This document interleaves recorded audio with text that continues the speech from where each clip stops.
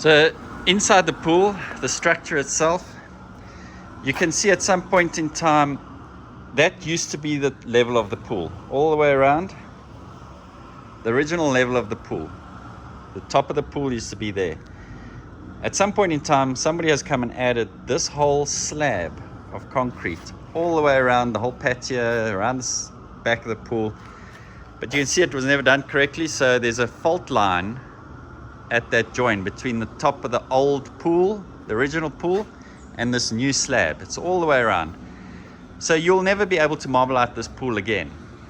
You're always going to have this problem. It's going to crack in the marble out below the mosaic edge that you put here. That joint is always going to crack, and you're always going to have a problem with that. The only solution for me here is to fiberglass this pool. Fiberglass is a lot more forgiving. So you can double patch over this area, and that'll sort that problem out. The lights, you can see the scum line, this white mark, where over the last, I don't know when last this pool ran, I think it's 9 years ago apparently. It's just been filling up with rainwater, but that's where the water level sits, and which is exactly on top of the lights. So it means these lights are definitely leaking. There's a plant growing out top there. So there's open soil behind. These lights need to be built in correctly with modern light fittings. These are old car headlamps they used to use in those days. We use proper LED lights now, so those need to be changed. I'd recommend taking this whole waterfall feature out of the system.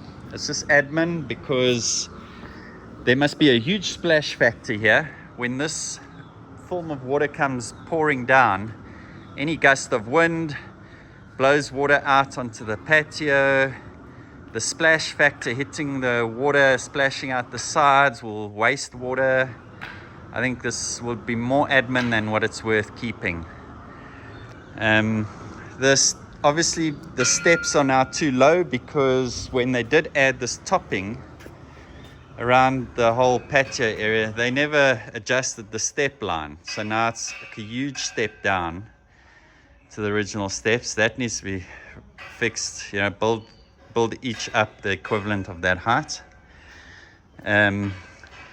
Suction points like that, you need it to be able to plug a creepy in here. So you need a conventional weir system in this pool. I would use both those pump systems that are running, pump 1 and pump 2, to filter this pool. Put bigger filters on each, 5-bag filters, and build weirs into the side of the pool, a conventional weir that you can plug a creepy in, or you can skim the top of the water with. Have two, one on this end of the pool that can, with a creepy, deal with this side, and another one in the sort of apex of the curve that can deal with this whole side, this side of the pool here. And then you've got 2 sand filters. It's enough to filter all this water correctly. This fitting here is the old suction point. Remember I said pump 1 on the far end is sucking now from a storage tank in the floor. This used to be the suction point for that pump in the pool. Someone's closed it up because obviously it was leaking at some stage, and then the best they could do was come up with that system, using it to put water back into the pool from the borehole. As far as the surface goes, this Marblite, old, flaking off, obviously sun damage for being exposed over the years to dry. It needs to be underwater Marblite, unless otherwise it cracks. A lot of cracks in here. It's pitted, so a lot of the Marblite's even chafed away over time, and that's the concrete patches of the structure underneath.